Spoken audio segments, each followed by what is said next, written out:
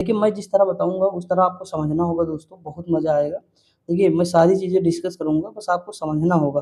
देखिए, आज हम स्टार्ट करेंगे तो प्राचीन इतिहास आज हम देखेंगे, उसके बाद कल हम मध्यकालीन इतिहास देखेंगे, फिर परसों हम आधुनिक इतिहास देखेंगे, फिर विश्व का इतिहास का जो पोर्शन बचेगा वो हम कवर कर लेंगे, ठीक? तो हम आगे बढ़ते हैं दोस्तों, देखते हैं। देखिए, प्राचीन इतिहास की अगर हम बात करें दोस्तों, तो इसमें बहुत पहले ये खंड देखिए आप। देखिए, प्रागैतिहासिक काल आप लोग जानते हैं कि नहीं? Pre historic period, pre historical period कहते हैं या प्री हिस्टोरिक पीरियड, कोई दिक्कत नहीं है।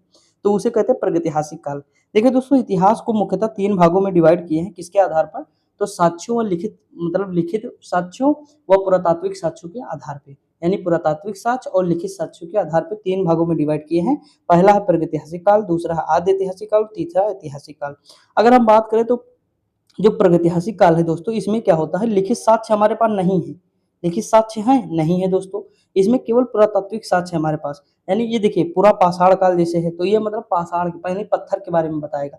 तो जितना भी काल है ये पत्थरों से संबंधित काल है, समझ रहे हैं? प्रागैतिहासिक काल जितना भी है, तो मानव की गतिविधियां जितनी भी हुई वो पत्थरों से रिलेटेड ही सारी गतिविधियां हुई हैं दोस्तों।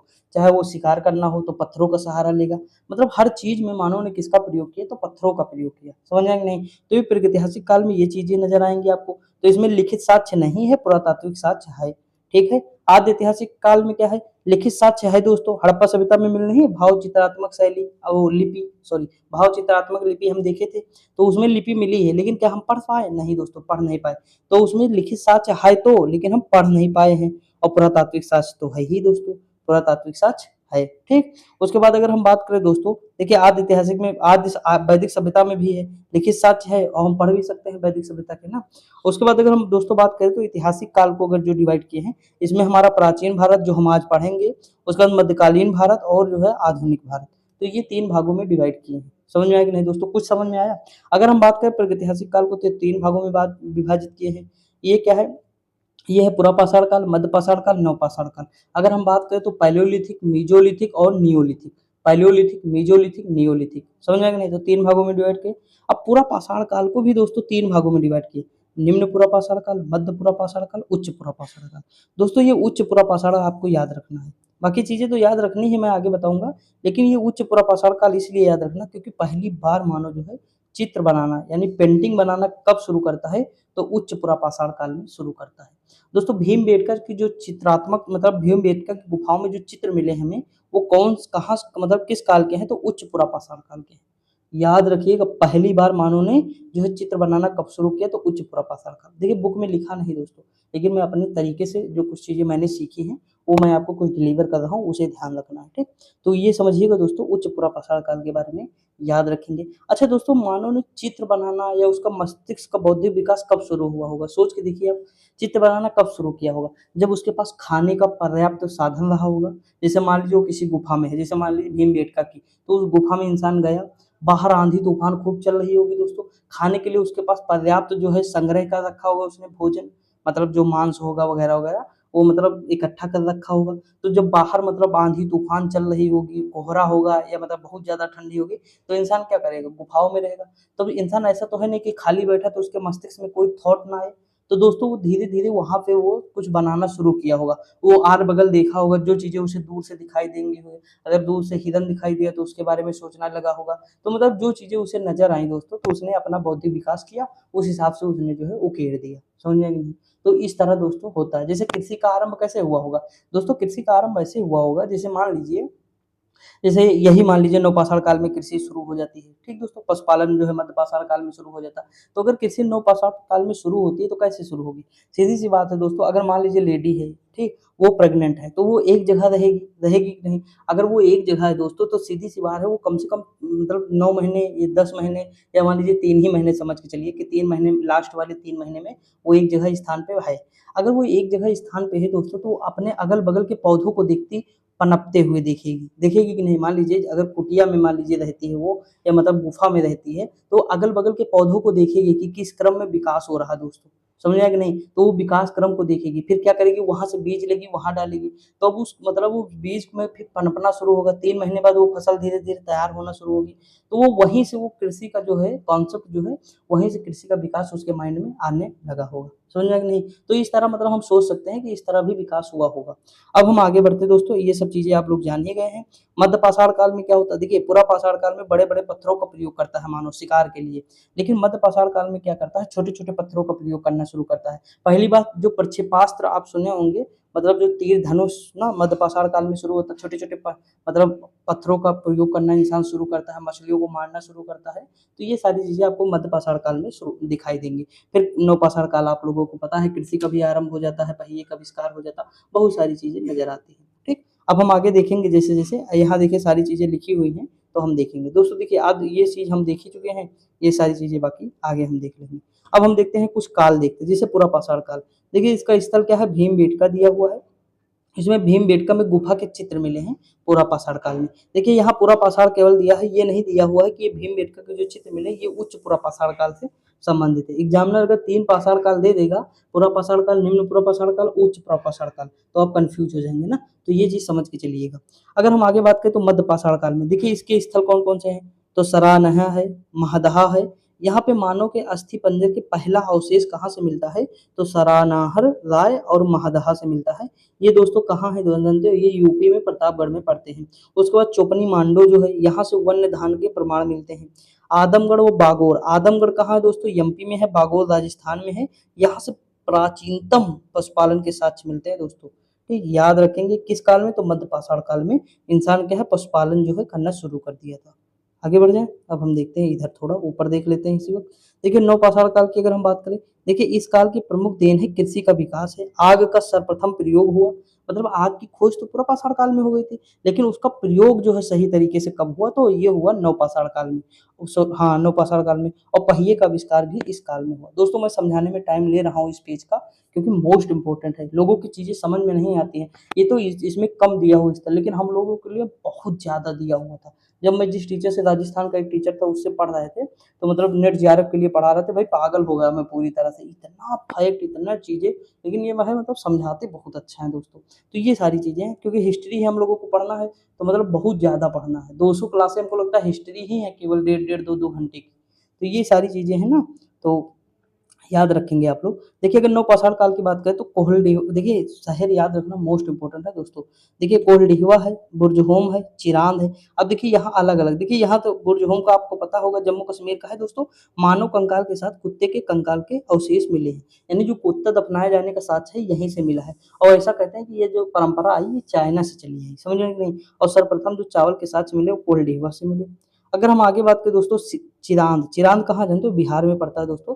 ये पशुहड्डी तथा हिरण के सींग के उपकरण यहाँ से मिले हैं। संगनकल्लू, पिकलीहर, उतनूर, ये दोस्तों कर्नाटक के क्षेत्र हैं, और उतनूर जो है ये हमारा आंध्र प्रदेश में पड़ता है दोस्तों। बाकी ये कर्नाटक में पड़ता है। यहाँ लाख के टीले मिले हैं दोस्तों। देखिए दक्षिण भारत में दोस्तों क्या है, लाख के टीले मिले हैं बहुत ज़्यादा। समझे कि नहीं? लाख के टीले कई जगह आपको नज़र आएँगे। देखिए दक्षिण भारत जो है पठारी एरिया है दोस्तों, तो कृषि इतनी जल्दी वहाँ ना नज़र आएगी। इसीलिए कृषि का विकास आप देखेंगे सबसे पहले उत्तर भारत में ही प्रारंभ होता है। समझ आया कि नहीं? तो थोड़ा मतलब लॉजिक के साथ चलेंगे तो समझ में आएगा चीज़ें। तो ये चीज़ हो गया। अब हम आगे बढ़ें, सिंधु घाटी सभ्यता के बारे में देख लेते हैं, है ना? ये चीज़ हो गई। सिंधु घाटी सभ्यता के बारे में देखते हैं दोस्तों। ये क्या है? कांस्य युगीन सभ्यता है, कांस्य का प्रयोग होना शुरू हो गया। अगर हम बात करें मान्य तिथि कितनी है? दोस्तों देखिए कहीं पे आपको मिलेगा 2500 से 1700, कहीं पे 2300 से 1700 मिलेगा, कोई दिक्कत नहीं।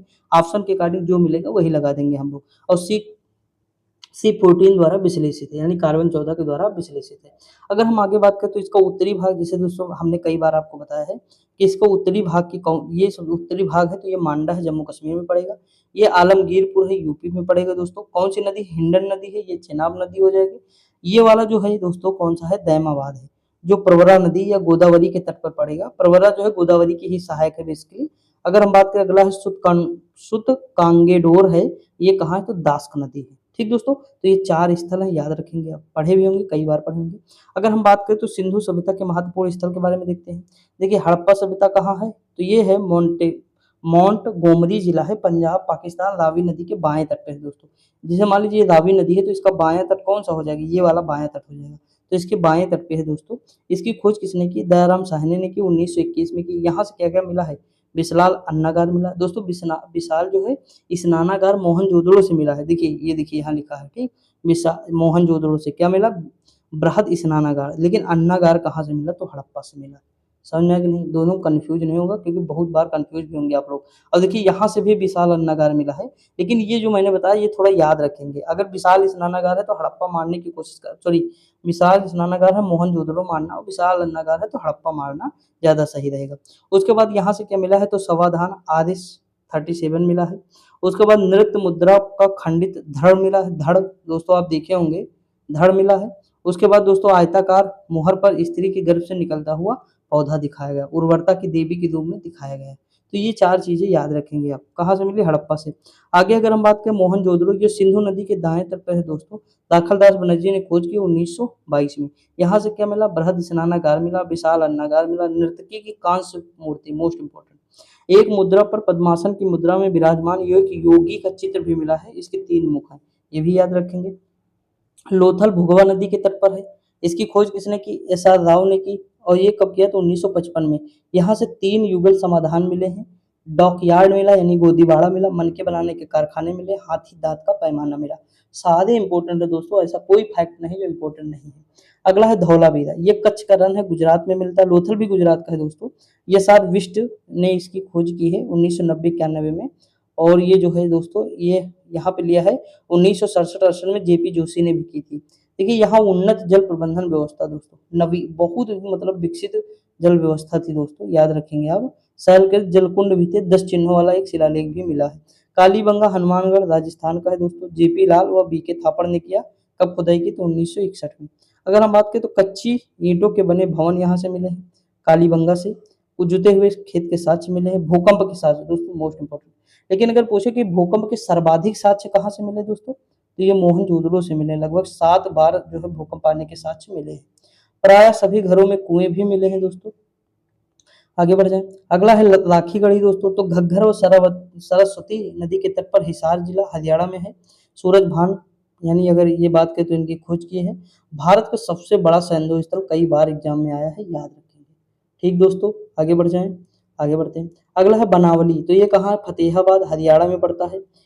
आर एस विष्ट ने किया है, ये 1973 और 74 का है दोस्तों। पक्की मिट्टी के बनी हल प्रतिकृति जो है मिली है, ठीक। और लोपड़ फिर आता हमारा सतलज नदी पंजाब में है। यज्ञदत्त शर्मा ने किया 1953-56 में। मनुष्य के साथ पालतू कुत्ता दफनाए जाने के साक्ष्य। आप लोगों को कितना याद रखना मैं आपको बता दूं। पहली बात तो ये याद रखना क्षेत्र कहाँ है, क्योंकि कभी कभी मिलान करने आ जाता है कि क्षेत्र कौन है, और इसकी खोज किसने की, ये मिलान करने के लिए आ जाता है। खोज कब हुई, इसका मिलान करने के लिए बड़े एग्जाम में आता है, जैसे पीसीएस आ जाए, हम लोगों का नेट जेआरएफ आ जाए, या और भी है आईएएस में आ जाए, तो ये मिलान करने के लिए आ सकता है, ठीक। बाकी जो है वनडे एग्जाम में क्या आएगा, तो इनसे क्या क्या मिला है, कहाँ से क्या मिला है, ये पूछ सकता है। जैसे 3 युगल समाधान कहाँ से मिला है, तो लोथल से बताना पड़ेगा, गोदीवाड़ा भी वहीं से मिला। तो ये क्वेश्चन इस तरह याद रखेंगे, ठीक दोस्तों। देखिए कभी भी रटने का मतलब ये नहीं होता है कि आप मतलब बस एक बार पढ़े और आपको रट जाए, नहीं दोस्तों, कई बार पढ़ना पड़ेगा। एक चीज को आप 1000 बार पढ़ेंगे तभी। अब खुद ही बताइए, अगर ये वीडियो एक बार मेरी वीडियो देखी तो कितने परसेंट आपको याद हुआ? लगभग 40 से 50% याद हुआ, 100 में बता रहा हूँ। तो अगर दोबारा देखेंगे तो कितने परसेंट, उसे रिकॉल करेंगे तो 70%, दोबारा देखेंगे 80%, बस काम खत्म। 80% बहुत होता है ना दोस्तों। अब हम देखते हैं वेद के बारे में, देखते हैं वेदों की संख्या कुल 4 है। इसके बारे में मैंने बोर्ड पे भी क्लास कराई थी आपको। देखिए इसके संकलनकर्ता कौन है? महर्षि कृष्ण द्वैपायन वेद व्यास है। सबसे प्राचीन वेद ऋग्वेद है दोस्तों। सॉरी, देखिए सबसे प्राचीन वेद दोस्तों कौन सा है? सबसे प्राचीन वेद हमारा है ऋग्वेद है। क्या है? सबसे प्राचीन ऋग्वेद है। ऋग्वेद में कितने मंडल? 10 है। सबसे प्राचीनतम मंडल की अगर बात करें तो 2 से 7 है सबसे प्राचीनतम। बाकी पहला, 8वां, 9वां, 10वां ये बाद में जोड़े गए, ठीक। वेद त्रयी किसे कहते हैं? तो इसमें अथर्ववेद को हटा दीजिए, अथर्ववेद को वेद त्रयी नहीं कहते, ऋग्वेद, यजुर्वेद, सामवेद को वेद त्रयी कहते हैं। अगर हम बात करें तो देखिए दोस्तों, अगर हम खुद सोचिए, अगर वन लाइनर के रूप में होता तो कितने फैक्ट बन जाते। ये 10-12 फैक्ट तो है ही ना, आ जाते हैं आराम से। अभी देखना मैं एक क्वेश्चन बताऊंगा, इसी बार आया है ये, देखिए यही क्वेश्चन नेट जेआरएफ में आया था। किसमें आया था? UGC net. बहुत हार्ड था, लेकिन दोस्तों ये समझ लीजिए इतना हार्ड था कि मैं बता नहीं सकता। आईएएस से भी कठिन पेपर था। मतलब आईएएस में तो आप मतलब सोच सकते हो कि ये लगा देंगे तो काम हो जाए, वहां सोचना छोड़ो यार, इतना मतलब हार्ड था कि क्या ही बताएं। तो ये चीज है, तो जो लोग दिए होंगे जानते होंगे हिस्ट्री का। देखिए अगर हम बात करें वैदिक आदियों की भाषा कैसी थी? संस्कृत थी दोस्तों। और वेद त्रयी में आपको पता है ऋग्वेद, यजुर्वेद, सामवेद हो जाएगा। लिखा है ऋग्वैदिक कालीन सबसे महत्वपूर्ण देवता कौन थे? तो इंद्र थे। इसमें इनके बारे में कितने सूक्त हैं दोस्तों? तो 250 सूक्त हैं। और अग्नि के 200 सूक्त हैं। कितने हैं? 200 सूक्त हैं अग्नि के, और इंद्र के हैं 250 दोस्तों। ठीक, अगर हम बात करें दोस्तों, ये है बोगज कोई अवलेख, मोस्ट इंपोर्टेंट है, 1400 बीसी के आसपास इसकी मतलब खोज हुई थी। तो इसमें दोस्तों अगर हम बात करें, देखिए उल्लिखित वैदिक देवता इंद्र, वरुण, मित्र, नासत्य, ये मतलब पूछता है कि निम्नलिखित में से कौन से देवता का नाम नहीं है, तो वहां पे अलग अलग दे देगा, अग्नि भी दे देगा, नासत्य को हटा दे मान लीजिए, तो आपको चूजना मतलब यहाँ चूज करना होगा। जैसे इंद्र है, वरुण, इंद्र, वरुण, मित्र और नासत्य। दोस्तों इसमें पूछा था नेट जीआरएफ में कि नासत्य जो है ये कौन है, तो ये अश्विन देवता है। कौन है? अश्विन देवता है। तो उसमें यही पूछा था, तो ये याद रखना। ठीक, यहाँ नहीं दिखा है लेकिन पूछा यही था नासत्य के बारे में। तो आई होप आपको समझ में आया होगा। अब हम मंडल देखते हैं ऋग्वेद की। देखिए प्रथम मंडल के रचयिता कौन है? मधुछंदा है, मेधातिथि है, गौतमा आदि हैं, विशेष कुछ नहीं है। द्वितीय में घृत मद है, ये भी विशेष नहीं है। जो विशेष है उनके मतलब याद रखिएगा रचयिता। जैसे तृतीय के याद रखिए, ये कौन है रचयिता? विश्वामित्र है, गायत्री मंत्र का वर्णन है, सॉरी गायत्री मंत्र का वर्णन है। अगर हम बात करें चतुर्थ के कौन है? वामदेव है, इसमें कृषि से संबंधित मंत्र दिए हुए हैं चतुर्थ में। चतुर्थ आपको सुने ही ना होंगे जल्दी दोस्तों, क्योंकि जो है बहुत जो इंपॉर्टेंट होते हैं वही टीचर भी पढ़ाते हैं, सब लोग पढ़ाते हैं, मैं भी वही तो बताता हूँ ज्यादातर। इंपॉर्टेंट जो नहीं उसके बारे में क्यों बात करें, लेकिन कुछ चीजें होती है जो हमें बुक में मिलती है दोस्तों। अगर हम बात करें पंचम, ये क्या है? अत्रि लिखे हैं, षष्टम भरद्वाज लिखे हैं, इतना इंपॉर्टेंट नहीं, लेकिन ये सप्तम जो सातवां है ना, इसमें दशराग युद्ध का वर्णन है, वशिष्ठ ने मतलब लिखा है इसे। और उसके बाद आठवें में कन्न व अंगिरस है। नौवे में कौन है? ऋषिगण है, ये सोम मंडल को समर्पित है, नौवा। ठीक, अगर कोई आपको सोम दस देगा तो आप क्या कहेंगे? नो, यानी नो। ठीक, अगर हम दसम की बात करें तो बिमदा है, इंद्रा है, सची है, वह अन्य है। इसमें पुरुष सूक्त का वर्णन है दोस्तों, चारों वर्ण ब्राह्मण, क्षत्रिय, वैश्य, शूद्र का वर्णन है। आगे बढ़ जाए, वैदिक साहित्य का विकास की अगर हम बात करें, संहिता, संहिता में कौन कौन आएंगे? ऋग्वेद, यजुर्वेद, सामवेद, अथर्ववेद। ब्राह्मण क्या है? तो संहिता के भाष्य के रूप में लिखे गए जो ग्रंथ हैं ब्राह्मण है। आरण्यक क्या है? ब्राह्मणों ग्रंथों के परिशिष्ट, यानी ब्राह्मण ग्रंथों के परिशिष्ट हैं, इनकी रचना वनों में हुई, इसीलिए आरण्यक कहते हैं। उपनिषद क्या है? तो आरण्यक का विशिष्ट भाग है, ये भारतीय दर्शन के स्रोत माने जाते हैं। दोस्तों देखिए इसमें क्या है, उपनिषद में जैसे कोई चीज हो रही है, जैसे ईश्वर है तो कहाँ है, दिखाई क्यों नहीं देते, इस तरह की बातें कौन करता है? तो उपनिषद में इस तरह की बातें होती है, और उसकी खोज के लिए जो है उपनिषद लिखे गए हैं कि जो चीजें क्या इसमें ग्रंथों में लिखी हुई है, ब्राह्मण ग्रंथों में, वो सही है या नहीं है, उस पर तर्क वितर्क, ये सब चीजें उपनिषद में आपको नजर आएंगी। ठीक दोस्तों, इसलिए इसे दर्शन कहा गया है। ठीक, ज्ञान की बात की गई इसमें। अगर हम आगे बात करें वेद और उसके उपवेद, मैंने याद भी कुछ कराए थे, आगे भी करा देंगे। देखिए ऋग्वेद का मतलब जो है उपवेद कौन है? आयुर्वेद है। इसके मतलब जो ऋत्विक हैं या उद्गाता कहते हैं, सॉरी उद्गाता नहीं, इनके जो मतलब वो होते हैं ना, संचालनकर्ता जो होते हैं उनको क्या कहते हैं? होता कहते हैं। अगर हम बात करें ऋचाओं का वर्णन है, संकलन कौन है? ऋचाओं का संकलन है, सॉरी दोस्तों, ये क्या है? ऋचाओं का संकलन। और यजुर्वेद की बात करें तो इसका उपवेद धनुर्वेद है, इसके कौन है ऋत्विक? तो इसके हैं आधुर्य। अगर हम बात करें इसमें किसके बारे में है, तो यज्ञ कर्म से संबंधित सूक्त है दोस्तों। सामवेद के कौन है? गंधर्व वेद है, उद्गाता कहते हैं इनको, और ये गीतों का संकलन करते हैं। अगर हम आगे बात करें अथर्ववेद में क्या है? शिल्प वेद है, ब्रह्मा ने लिखा है इसे, या ये क्या है? तंत्र मंत्र रोग निवारक उपाय इसमें दिए हुए हैं। ठीक दोस्तों, तो ये सारी चीजें आप याद रखेंगे किसमें के लिए। ऋग्वेद में क्या है? ऋचाओं का संलेखन, यजुर्वेद में यज्ञ के बारे में, सामवेद के गीतों का संकलन है, और अथर्ववेद के बारे में तंत्र मंत्र है। इनके जो है इनको क्या कहते हैं? होता कहते हैं, इनको आदित्य कहते हैं, इनको उद्गाता कहते हैं, इनको क्या कहते हैं? ब्रह्मा कहते हैं। ये इसका उपवेद क्या है? इसका है आयुर्वेद, इसका धनुर्वेद, गंधर्ववेद, शिल्पवेद। आयुर्वेद, धनुर्वेद, गंधर्ववेद, शिल्पवेद, 4-5 बार इस तरह याद करना है दोस्तों। ठीक, अलग अलग करके, एक साथ नहीं, इस तरह नहीं याद करना है, ऐसे याद करना है। ठीक, वर्टिकल, समझ में आएगी नहीं कुछ चीजें, तो ऐसे याद करेंगे, याद हो जाएगा। आगे बढ़ जाए, देखिए अगर हम बात करें मूल वैदिक साहित्य को समझने के लिए 6 वेदांगों की रचना हुई। शिक्षा, कल्प, निरुक्त, व्याकरण, ज्योतिष, छंद। याद करिए मेरी वो जो है स्टोरी, मैंने कई बार आपको बताया, शिक्षा, कल्प, निरुक्त, व्याकरण, ज्योतिष, छंद। शिक्षा, कल्प, निरुक्त, देखिए शिक्षा, कल्प, निरुक्त, 3 एक में याद कर लीजिए, 3 है व्याकरण, ज्योतिष, छंद लास्ट में, समझेंगे। शिक्षा, कल्प, निरुक्त, व्याकरण, ज्योतिष, छंद। शिक्षा, कल्प, निरुक्त, व्याकरण, ज्योतिष, छंद। अगर हम बात करें वैदिक कालीन नदियों के प्राचीन नाम, झेलम को कहते हैं बितिस्ता। दोस्तों छोटा सा बच्चा होता है, उसके बाइक अगर लाद देंगे, बस्ता जिसको गांव में कहते हैं, तो वो झेल जाएगा, यानी बस्ता यानी झेल यानी झेलम, बस्ता यानी बितिस्ता। चेनाब अस्कनी हो जाएगा, रावी प्रोसड़ी, यानी अगर प्यास लगी है तो रावी मतलब नदी का पानी पी लेंगे। ठीक, मतलब रवि को प्यास लगी, सॉरी, यहाँ देखिए ट्रिक ये क्या है, रवि यानी रावी, रवि यानी रावी, मेरा दोस्त था मैंने उसी के नाम पे बना दिया, रवि यानी रावी नदी, तो रवि से रावी। और प्यास यानी प्रोसड़ी, प्यास यानी प्रोसड़ी, ठीक। ब्यास प्यास, ब्यास प्यास यानी पिपासा, ब्यास प्यास यानी पिपासा, तो इस तरह मतलब सॉरी विपासा, क्या है विपासा, तो ब्यास का क्या है विपासा है, तो इस तरह थोड़ा रिलेट कर लेंगे तो आसान हो जाएगा दोस्तों। स से सतुरी, स से सतलज, ठीक। गंडक को कहते सदा नीरा, काबुल कुबा है, कुर्रम कुर्म है, गोमल का गोमती है, ठीक दोस्तों। अगर हम घग्घर की बात करें तो दृश्यद्वती है, क्या है दृश्यद्वती, स्वाद नदी को कहते हैं सुवास्तु, ठीक। आगे बढ़ जाए, अगला है 12 रत्नीन, शतपथ ब्राह्मण में वर्णन है 12 रत्नीनों के बारे में, कौन है, ग्रामणी है, युवराज है, पट्ट महिषी हैं, पुरोहित हैं, सेनानी है, सूत हैं, अक्षवाक अक्षवाप है, छता है, भागदूत है, संग्रहीता है, पालागल है और गविकृत है। अब इनके बारे में हम आगे देखेंगे दोस्तों। 16 संस्कार के बारे में है, कौन कौन से हैं, गर्भाधान है, पुंसवन है, सीमांतो नयन है, जातकर्म है, नामकरण है, निष्कर्मण है, अन्न प्रशासन है, चूड़ाकरण है, कांडवेद है, विद्यारंभ है यानी जब पढ़ाई स्टार्ट करेगा, और फिर उपनयन है, वेदारंभ है, केशांत है, समावर्तन है, विवाह है, अंत्येष्टि है। तो ये 16 संस्कार के बारे में बात की गई है। सारे रटना इंपॉर्टेंट नहीं है, अब बस एक बार पढ़ लीजिए, स्क्रीनशॉट ले लीजिए, जो भी आपको सही लगे, बाकी बुक तो मैं दे ही दूंगा टेलीग्राम पे। 4 आश्रमों का उल्लेख कहाँ मिलता है, तो जबालोपनिषद में मिलता है दोस्तों।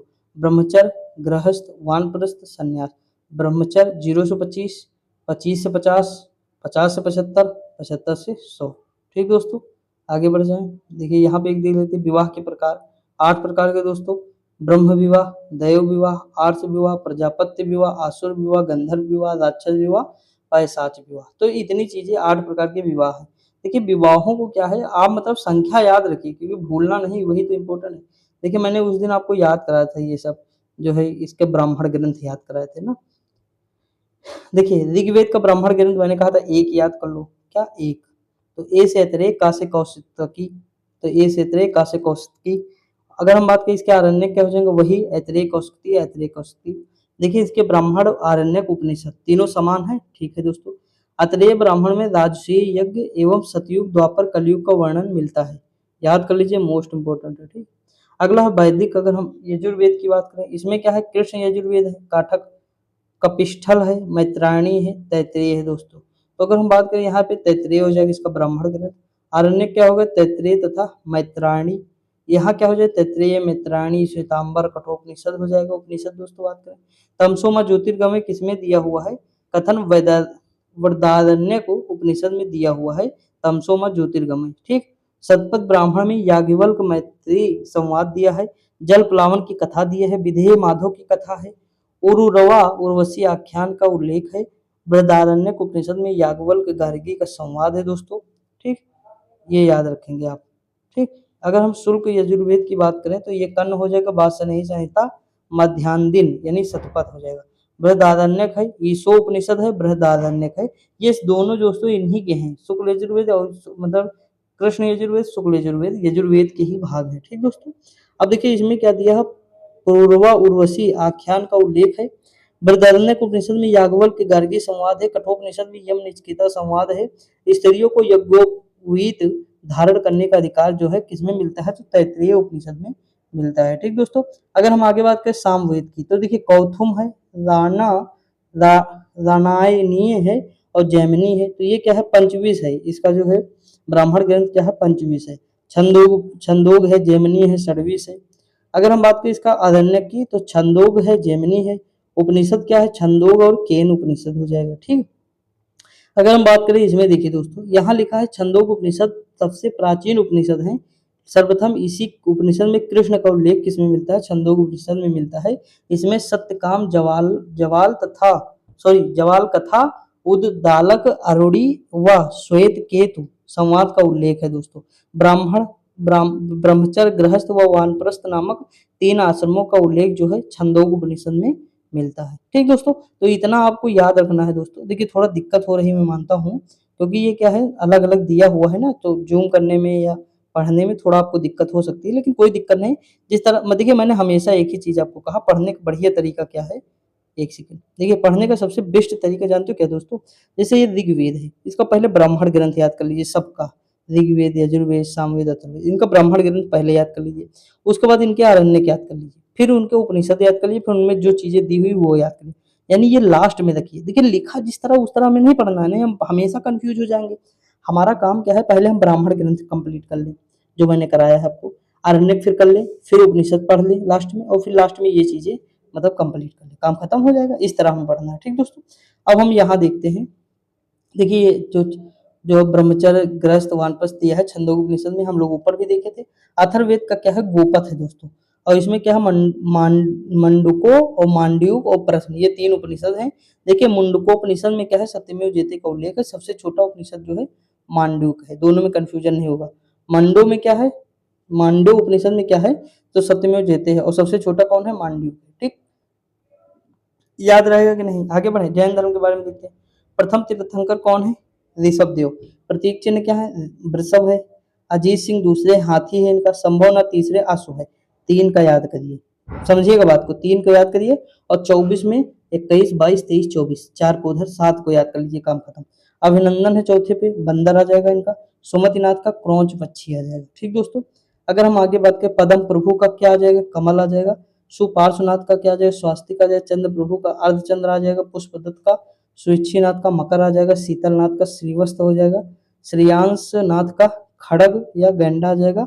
वासुपूज का भैंसा आ जाएगा। दोस्तों देखिए मेरी मजबूरी है, मुझे सारे पढ़ने पड़ रहे हैं, नहीं तो इतने इंपॉर्टेंट नहीं है। ठीक, इंपॉर्टेंट जो है मैं बता दिया हूँ।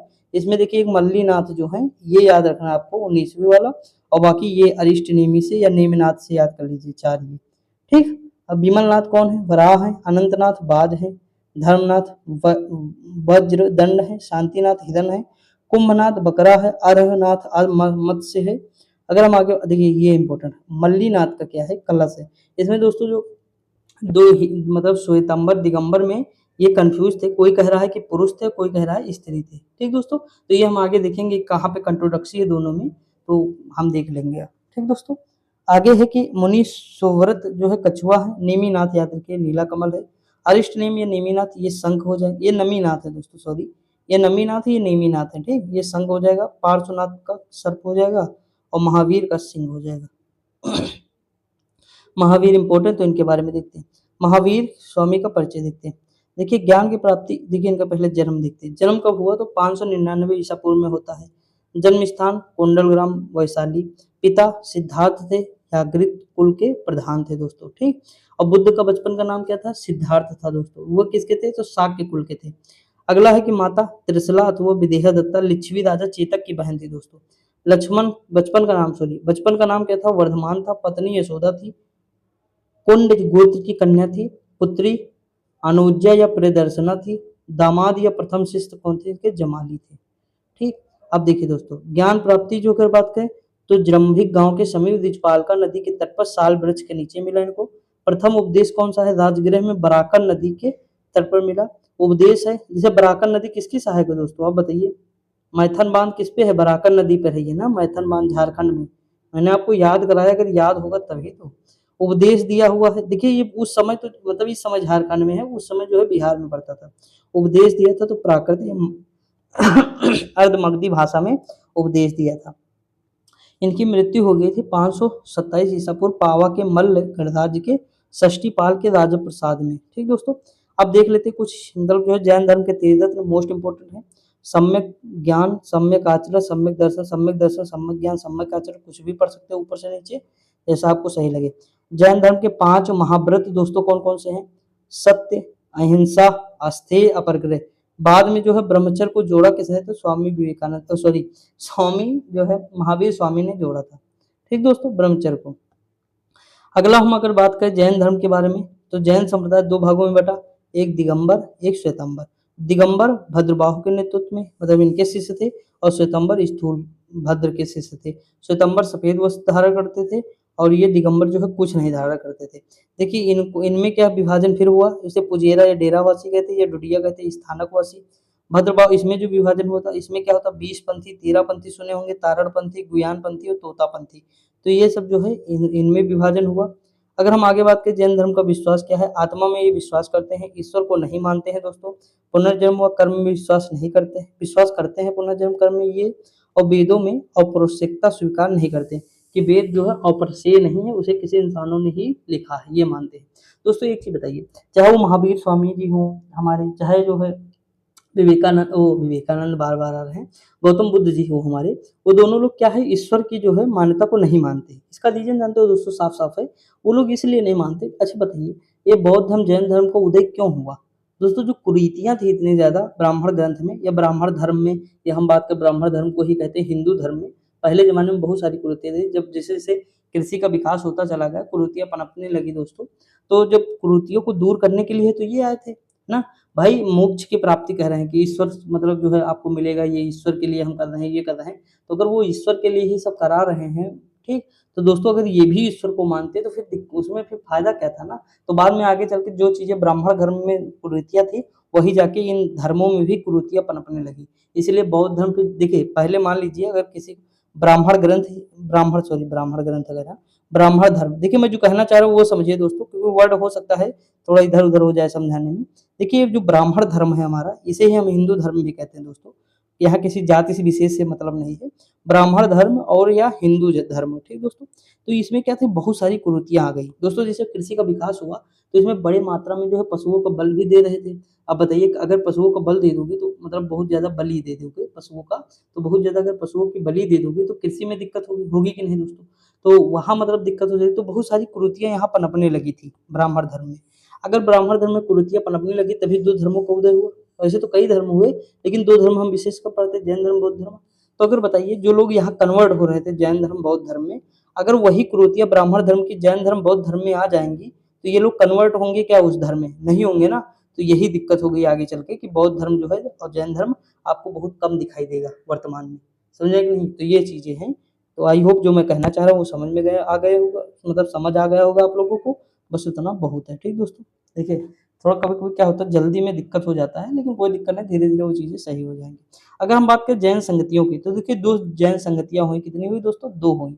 कौन कौन सी? तो प्रथम हुई 300 ईसा पूर्व में, और दूसरी हुई 520। जिस तरह मैं बता रहा हूँ उस तरह याद करना, पहले ये याद कर लो, फिर पहली पाटलिपुत्र, फिर दूसरी वल्लभी, और पहले के अध्यक्ष स्थूलबद्ध, दूसरे के देवर्धि गढ़ या क्षमा सरवर थे, ठीक दोस्तों। अब हम गौतम बुद्ध के बारे में देखते हैं। प्रवर्तक कौन? देखिए बौद्ध धर्म में प्रवर्तक कौन? गौतम बुद्ध है। इनका जन्म कब होता है? तो 563 ईसा पूर्व। सबसे ज्यादा इंपॉर्टेंट यही है। जन्म स्थान लुम्बिनी में होता। पिता शुद्धोदन थे, कपिलवस्तु के शाक के गढ़ के प्रधान थे दोस्तों। माया मतलब माता कौन थी? तो माया देवी व महामाया या कोलिय वंश की थी। बचपन का नाम इनका सिद्धार्थ था। पालन जो है मौसी प्रजापति गौतमी ने किया इनका। पत्नी यशोधरा थी, शाक्य कुल की थी। पुत्र इनका लाहुल था। ज्ञान प्राप्ति उर्वेला या बोधगया में निरंजना नदी या फाल्गु नदी के तट पर हुआ। प्रथम उपदेश सारनाथ या ऋषि पतनम के मृगदाव में दिया दोस्तों। देखिए कभी कभी एग्जाम में ऋषि पतनम आ जाता है। कई एग्जाम देखे होंगे, पेट भी देखे होंगे आप, बहुत सारे एग्जाम देखे होंगे, ये क्वेश्चन मतलब कॉमन हो गया, बहुत बार आया। बौद्ध संघ में प्रथम महिला कौन थी? तो प्रजापति गौतमी थी। मृत्यु कब हुई? तो 483 ईसा पूर्व में हुई। मृत्यु स्थल क्या है दोस्तों? तो ये है मल्लों की राजधानी कुशीनगर, उत्तर प्रदेश में। उपदेश जो दिया पाली भाषा में, किसमें? पाली भाषा में, ठीक दोस्तों। अगर बात करें तो बुद्ध के जीवन से संबंधित प्रतीक कौन है? घटना की बात करें तो गर्भ, ये घटना है, हाथी दोस्तों प्रतीक है। जन्म का प्रतीक क्या है? कमल एवं बैल है। महावीर निष्क्रमण ये गृह त्याग का अश्व है। निर्वाण ज्ञान प्राप्ति का पीपल वृक्ष है। धर्म चक्र प्रवर्तन प्रथम उपदेश चक्र है। महापरिनिर्वाण स्तूप हो जाएगा। अगर हम बात करें जो है त्रिपिटक की बात, तो देखिए सुत्त पिटक, विनय पिटक, अभिधम पिटक, इसकी रचना आनंद ने की, इसकी उपाली ने की, इसकी मोगलीपुत्र तिस्य ने की। जो तीसरा जब मतलब ये हुआ था, बौद्ध संगति तीसरी हुई थी, जिसमें जो है ये पाटलिपुत्र में जो हुई थी अशोक के समय, उसमें ये अध्यक्ष थे, ठीक दोस्तों। अगर हम आगे बात करें तो इसके 3 रत्न हैं। इसके कौन कौन से हैं? बुद्ध धम्म संघ, बुद्ध धम्म संघ, ये क्या है? 3 रत्न है दोस्तों। किसके? बौद्ध धर्म के 3 रत्न है, ठीक। वहां क्या था? सम्यक दर्शन, सम्यक ज्ञान, सम्यक दृष्टि, सम्यक ज्ञान, सम्यक आचरण। वहां क्या था? मतलब त्रिरत्न वहां भी थे, लेकिन वो जैन धर्म में थे, ठीक, याद रखिएगा। अगर हम बात करें 4 आर्य बताए इन्होंने, क्या बताया? कहा दुख है, दुख समुदाय, दुख निरोध, दुख निरोध गामिना प्रतिपदा, यानी दुख को कम भी किया जा सकता है। अपनी इच्छाओं को कम कर देंगे अगर हम, तो हमारा दुख भी कम हो जाएगा, ठीक दोस्तों। दुखों से मुक्ति का उपाय क्या है? अष्टमांग सॉरी अष्टांगिक मार्ग जो है उन्होंने बताया। ठीक दोस्तों, उपाय क्या बताया? अष्टांगिक मार्ग, यानी 8 रास्ते उन्होंने बताया। कौन-कौन? सम्यक दृष्टि, सम्यक मतलब होता है कि राइट, यानी मतलब सही दृष्टि रखो, किसी के प्रति गलत न देखो, मतलब कोई चीज़ गलत ना देखो, समझ रहे हैं कि नहीं? सम्यक संकल्प, यानी जो सम्यक लो वो संकल्प जो लो सही लो। सम्यक वाक, सच बोलो, मतलब सही बोलो, समझ रहे हैं कि नहीं? यानी तेज ना बोलो, मतलब देखिए इसे मतलब इसे सम्यक की अगर हम बात करें तो इसका मीनिंग कई अलग-अलग नज़र आएगा, लेकिन आप एक मतलब सिंपल समझिए कि मतलब सही की बात कर रहे हैं ये, कि मतलब जो बोलो ऑथेंटिक हो, सही हो, समझ रहे हैं कि नहीं दोस्तों? अगला है सम्यक कर्मांत है, सम्यक आजीवक है, सॉरी आजीव है, सम्यक व्यायाम है, सम्यक स्मृति है और सम्यक समाधि। ठीक दोस्तों, आगे बढ़ जाएँ। देखिए, अगला बौद्ध संगति के बारे में देखते हैं। दोस्तों प्रथम बौद्ध संगति कब होती है? तो 483 ईसा पूर्व में होती है। अब देखिए पहले ये याद कर लीजिए इधर से, 483 ईसा पूर्व कहाँ होती है? मतलब पहली 483, दूसरी 383, तीसरी जो है 350 में मिलेगा, 347 में मिलेगा और ये जो है चतुर्थ क्या है? ईसा की प्रथम। पहले में राजगृह, वैशाली, पाटलिपुत्र, कोंडानवन, ये याद कर लीजिए इस तरह। उसके बाद देखिए यहाँ क्या था? महाकश्यप, ठीक, सर्वकामी और उसके बाद मुगलीपुत्र और वसुमित्र उपाध्यक्ष। वसुमित्र अध्यक्ष है, उपाध्यक्ष कौन थे? अश्वघोष थे। अजातशत्रु, कालाशोक, अशोक और कनिष्क। तो इस तरह हम याद कर सकते हैं, ये याद कर लीजिएगा। अगला बौद्ध धर्म की मान्यता क्या थी दोस्तों? आत्मा में विश्वास नहीं करते थे, जबकि महावीर करते थे। वैदिक कर्मकांड का विरोध किए हैं, रीजन मैंने बताया ही था।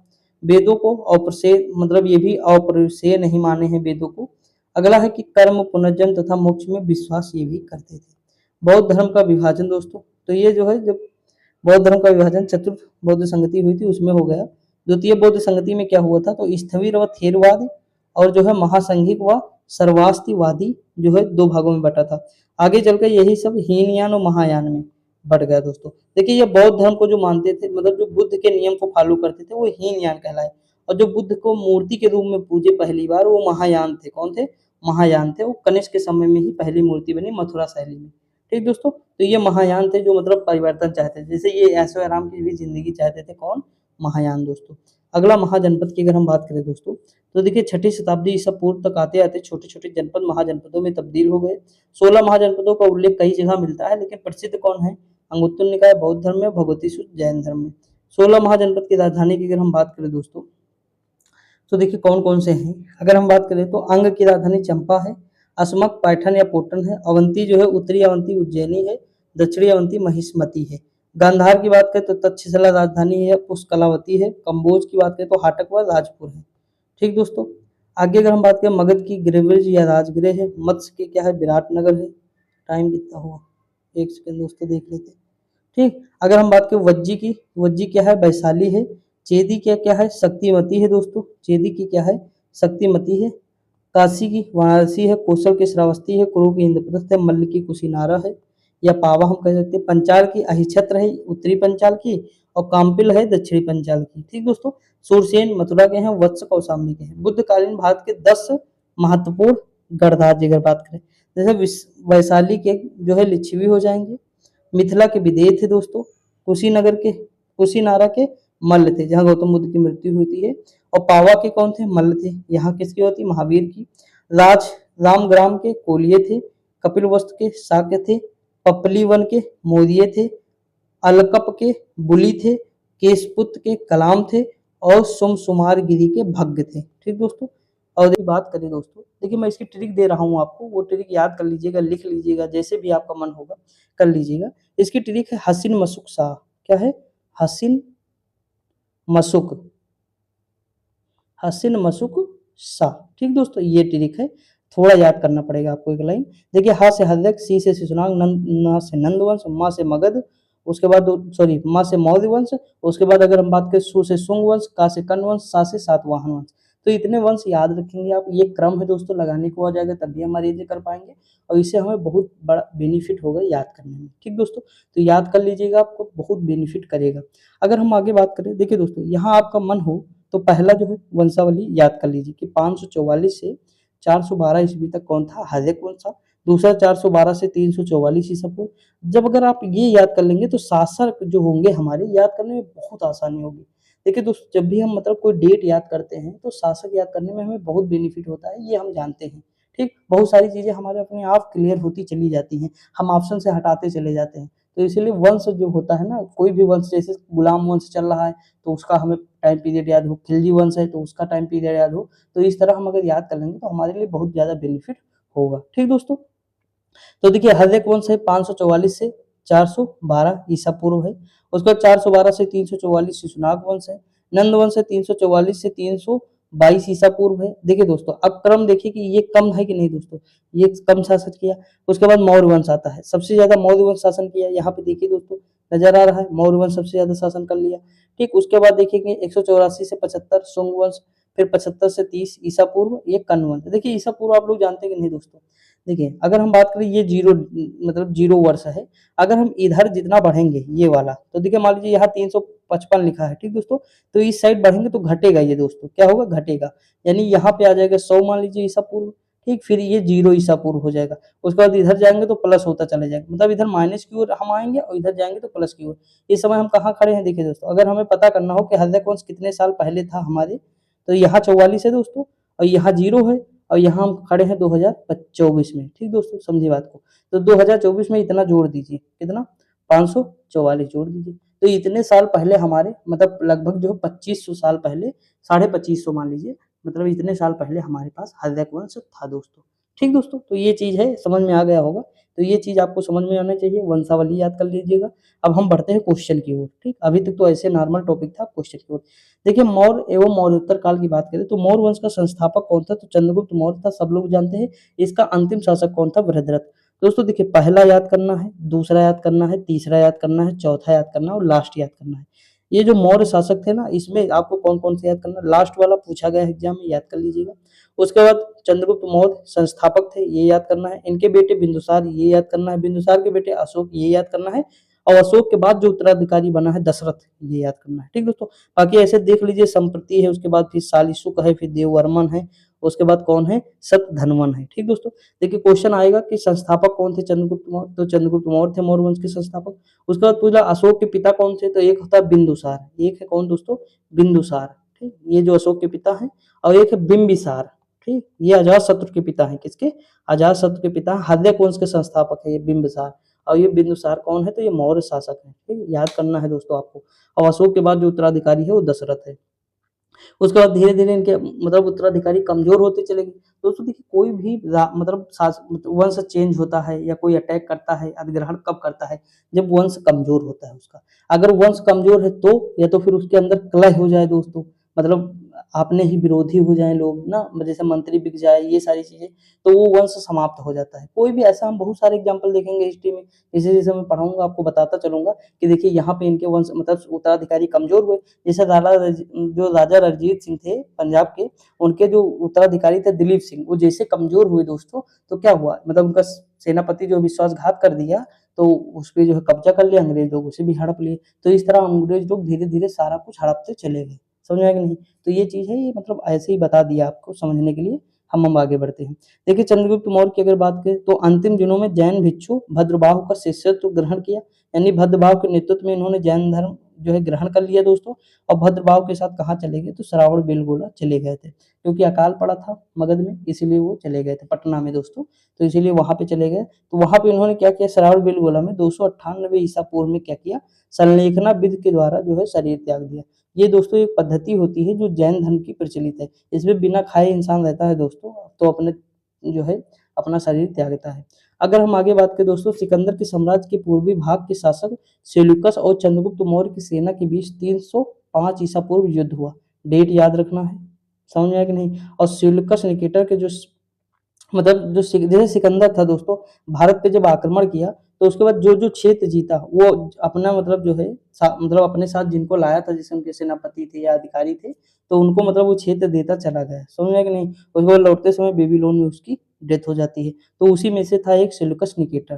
ठीक, तो चंद्रगुप्त मौर्य और उनके बीच सेल्यूकस निकेटर के बीच जो युद्ध होता है वो कब होता है, तो 305 ईसा पूर्व में होता है। सेल्यूकस ने मेगास्थनीज को चंद्रगुप्त मौर्य के दरबार में भेजा था दोस्तों, और सेल्यूकस निकेटर ने जो है अपनी बेटी की शादी किससे की थी, तो चंद्रगुप्त मौर्य से की थी, इसलिए उनके दरबार में कौन भेजा, मेगास्थनीज को भेजा था। इसकी पुस्तक क्या है, इंडिका है दोस्तों।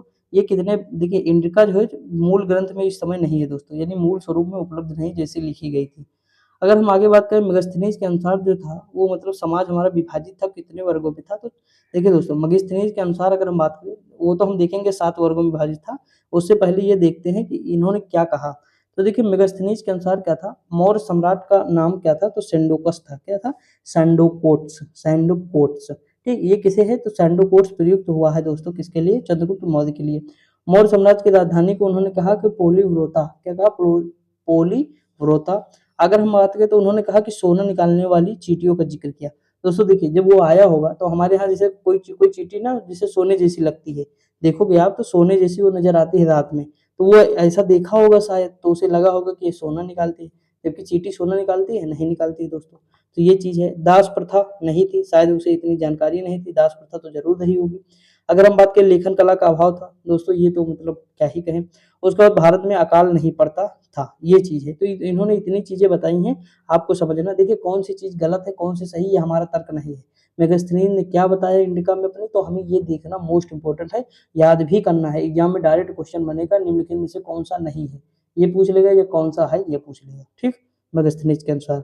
अगर हम आगे बात करें मेगास्थनीज के अनुसार भारत के 7 जो जातियां थी वो कौन कौन सी थी, तो इन्होंने बताया कि दार्शनिक थे भारत में, जो देख देख मतलब देखिए दार्शनिक कौन, यानी ज्ञान की बात करते हैं, जो समझा कि नहीं, विज्ञान की बात करें, ज्ञान विज्ञान की बात करते हैं, दार्शनिक हो गए। फिर कृषक को इन्होंने देखा, पशुपालन देखा, कारीगर देखा, योद्धा देखा, निरीक्षक देखा, सभासद। यानी इन्होंने 7 जातियों में इसको विभाजित कर दिया। कितनी जातियां थी, 7। 7 जातियां याद रखनी है, कौन कौन सी, दार्शनिक, कृषक, पशुपालक, सभासद, उसके बाद कारीगर, योद्धा, निरीक्षक, काम खत्म। आप अपने थरहुलिये से, जैसे मैं होता तो कैसे याद कर, देखिए मैं इस समय बहुत ट्रिक बना रहा हूँ हिस्ट्री में दोस्तों, छोटी छोटी कई सारी ट्रिक बना रहा हूँ, और भी जैसे जैसे आगे बढ़ता चलूंगा आपको दिखाता चलूंगा कि ये ट्रिक काम भी करेंगी हमारी। ठीक, तो टेंशन नहीं लेना। देखिए दोस्तों अगर मान लीजिए हमें पहले सबसे पहले शुरुआत किससे होती है, पशुपालन हम करते हैं, धीरे धीरे पशुपालन के बाद कृषि करना शुरू कर देते हैं, तो कृषक आ जाएगा, कृषि हो गई, पैसा आ गया धीरे धीरे, तो लोग कारीगर भी होंगे वहां पे, कारीगर भी हो जाएंगे। तो 3 ये क्रम में याद कर लीजिए। ठीक दोस्तों, याद कर लीजिए। उसके बाद देखिए कोई भी क्षेत्र होगा तो वह युद्ध के लिए योद्धा भी होंगे, वो योद्धा होंगे, बहुत सही बात है।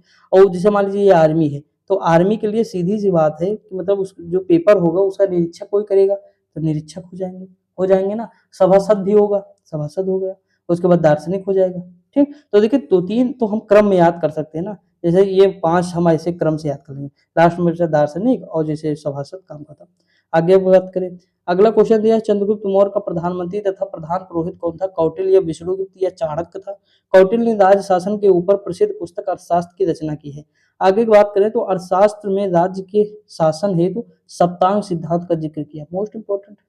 ठीक दोस्तों, बुक इतनी इंपॉर्टेंट है कि मैं बता नहीं सकता दोस्तों। एक बुक और है हमारे पास, वो 600 पेज की है, जब कराएंगे वो भी बहुत खतरनाक बुक है दोस्तों, मतलब इतनी गजब है कि क्या ही बताऊं। उसमें 34 बुकों को संकलन पूरा दिया हुआ है। अभी जैसे मैं जो पढ़ रहा हूँ वो उसमें सारी चीजें लगभग लगभग दी हुई है, जो मैं टीचर से पढ़ रहा हूँ। लेकिन बस मुझे मतलब फैक्ट नहीं दोस्तों, फैक्ट से ज्यादा मुझे क्या कॉन्सेप्ट की जरूरत रहती है, तो मैं कॉन्सेप्ट के लिए पढ़ता हूँ ना, तो ये चीज है। तो बाकी जब हम कराएंगे तो देखेंगे दोस्तों, अभी तो ये सब हम लोग कर रहे हैं, आराम से कर लेंगे पूरी तरह से ना। वो भाई भेजा था बहुत अच्छा काम कर रहा है, वो भेज देता सारी चीजें। आप लोग भी भेज दिया करिए, जो भी यूपी ट्रिपल एससी की अगर कोई बुक हो या कुछ भी हो, तो मैं कोशिश करूंगा, लेकिन 2 ही वीडियो में बना पाऊंगा डेली दोस्तों, इससे ज्यादा अभी तो नहीं बना सकता हूँ क्योंकि पेपर चल रहे हैं, तो अभी इसके बाद फिर देखेंगे। देखिए अगर बात करें राजा, तो राजा क्या है, शीश के समान है। अमात्य राजा की आंख के समान है दोस्तों। जनपद जो था वो राज्य की जंघाएं होती हैं, जा से जनपद, जा से जंघा, काम खत्म। आ से अमत, आ से आंख, काम खत्म। देखिए दोस्तों कैसे याद करना, पहले ये देखिए, पहले तो ये देख लीजिए कौन कौन थे, राजा था, जनपद था, अमात्य थे, दुर्ग था, कोष था, दंड था, मित्र था। देखिए अब बात को समझिए। अगर बात करें राजा, तो सबसे ऊपर होगा हेड, यानी हमारा शीश, तो शीश का हो जाएगा, शीश के समान कौन हो जाएगा, राजा हो जाएगा। अमात्य, आ से अमात्य, आ से आंख, आ से अमात्य, आ से आंख, काम खत्म। जा से जनपद, जा से जंघा। बताइए एग्जाम में आएगा, हम कर पाएंगे कि ना, तो कर लीजिएगा दोस्तों। दूर से दुर्ग, बताइए दुर्ग जो होगा हम रक्षा करेंगे तो अपने भुजाओं से करेंगे कि नहीं दोस्तों, दुर्ग की रक्षा किससे करेंगे, पैर से तो करेंगे नहीं, भुजाओं से करेंगे। आप बताइए 4 याद करने में आपको कोई तकलीफ, कोई दिक्कत, परेशानी नहीं ना? हो गया काम खत्म, आगे बढ़ जाएँ। देखिए कोष दोस्तों, आप बताइए कोष हम रखेंगे ना, किसी चीज़ को कोष में ही रखेंगे, जैसे राजकोष है, मतलब ऐसे ना राजकोष, राजस्व कोष, हम राज को रखें मतलब कुछ भी रखेंगे, तो भाई सीधी-सी बात हम अपने मुँह में कहाँ रखते हैं कुछ भी? मुँह में रखते हैं ना, मुख, कोष क्या हो जाएगा? मुख हो जाएगा। दोस्तों देखिए आप खुद समझिएगा कि मैंने कितने याद किए, 5 याद कर लीजिए ना, अब बचे 2। भाई किसी भी मित्र को कानो-कान खबर नहीं लगनी चाहिए, किसी भी मित्र को कानो-कान खबर नहीं लगनी चाहिए, तो मित्र और कान हो जाएगा, लास्ट बचा राज्य का मस्तिष्क, तो दंड हो जाएगा, काम खत्म, हो गया। समझा कि नहीं? तो सप्तांग सिद्धांत है, याद करना है, कठिन बहुत होता है, सब रटते रहते हैं, लेकिन मैंने आपको रटाया नहीं। देखिए मैंने कहा ना कि जो लॉजिक मैं सीखा हूँ, वो चीज़ मैं बताऊँगा और आपको याद रखना होगा दोस्तों, एग्ज़ाम में आते पीसीएस जैसे एग्ज़ाम में तो भर-भर के आएँगे क्वेश्चन, पीसीएस, आईएएस इसमें सब में आते हैं दोस्तों।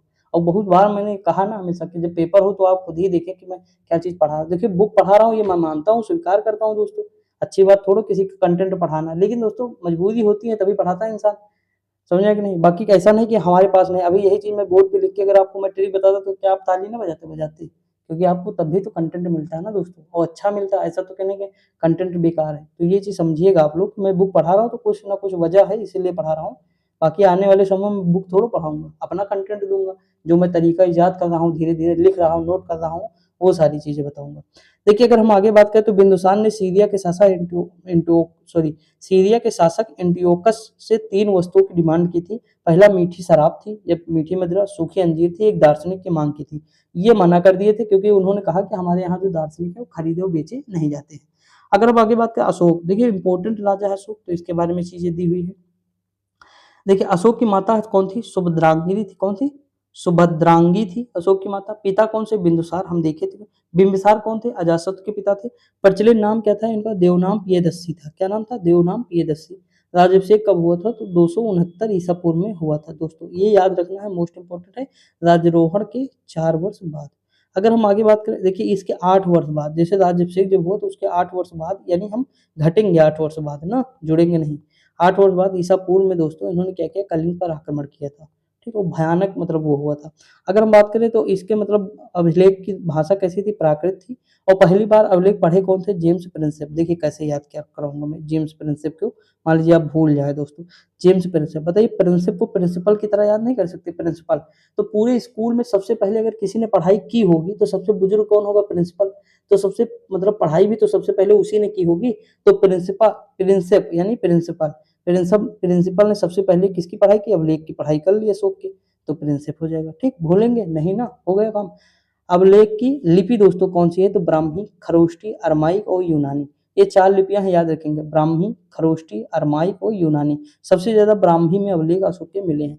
देखिए अशोक का नाम कौन कौन से अभिलेख में है? मास्की है, गुर्जरा है, नेत्तूर है, उदय गोलम अभिलेख में मिलता है। ठीक दोस्तों, आगे बढ़ जाए। देखिए अशोक के अभिलेखों का विभाजन अगर हम बात करें तो देखिए शिलालेख है, स्तंभ लेख है, गुहा लेख है। ठीक, जो गुफाओं में मिलते हैं।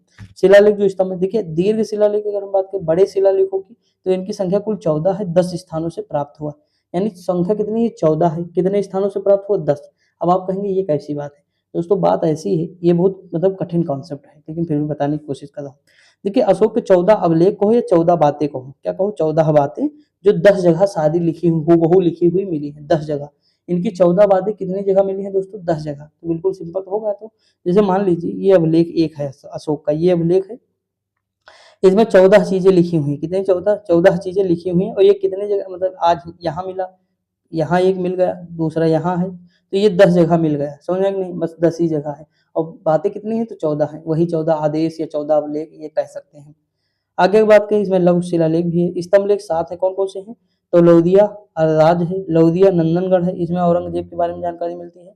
रामपुरवा है, दिल्ली टोपरा है, दिल्ली मेरठ है, फिरोज शाह तुगलक लाया था दोस्तों, टोपरा से दिल्ली, मेरठ से दिल्ली, एफएसटी जिसे कहते हैं, प्रयाग प्रशस्ति है, संकीसा है। तो इतनी है दोस्तों, ये संकीसा शायद रानी का अभिलेख ही इसे कहते हैं।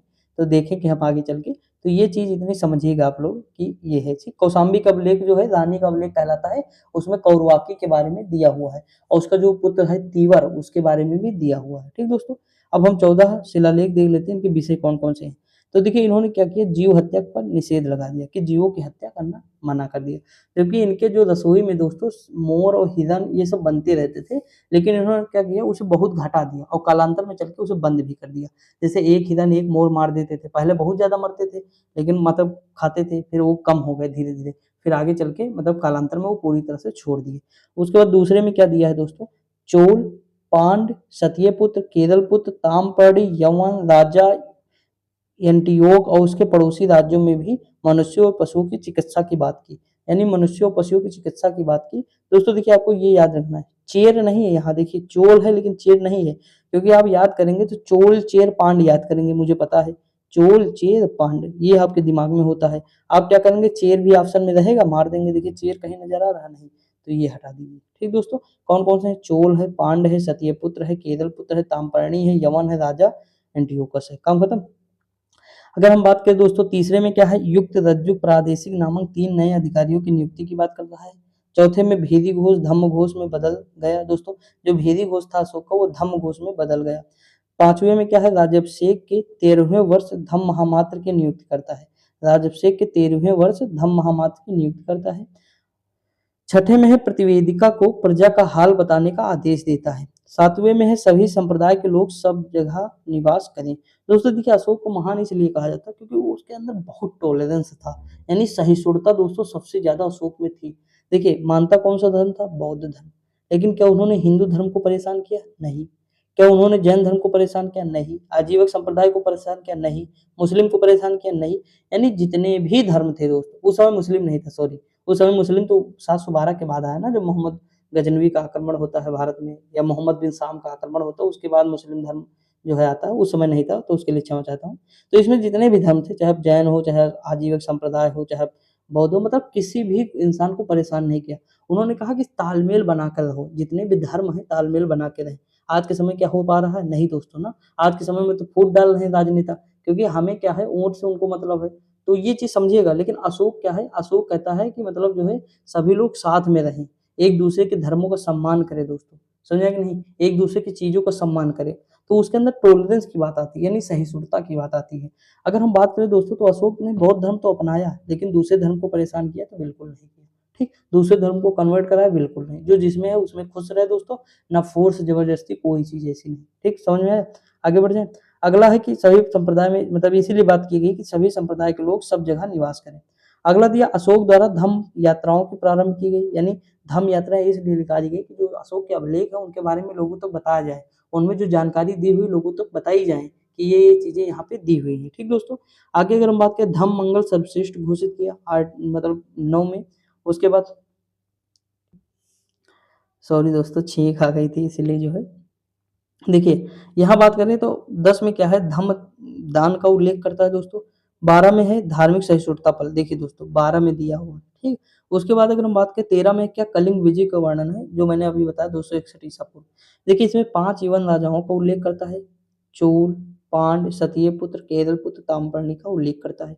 और इसमें कह रहा है कि सभी लेखों हेतु उपसंहार स्वरूप है, यानी जो गलतियां हुई हैं, जो मान लीजिए 13 दोस्तों 13 जो अवलेख लिखे गए हैं, उसमें ऐसा तो है नहीं कि कुछ गलतियां नहीं होंगी, क्योंकि वो उत्कीर्ण करा रहा है, ऐसा नहीं कि पेंसिल से लिख रहा है फिर इरेज कर देगा, फिर मतलब काम खत्म हो जाएगा, दोबारा लिख देंगे ना। वो भाई पत्थर पे हो रहा है, तो पत्थर पे जब उसकी नक्काशी कर रहे होंगे तो कुछ चीजें गलत भी हो रही होंगी, तो वो जो जितनी भी चीजें गलत हुई 13 अभिलेखों में, उन चीजों को 14 में दोस्तों कराया गया है। इसीलिए 10 जगह ये अभिलेख इनके मिले हुए हैं, समझ में आया कि नहीं।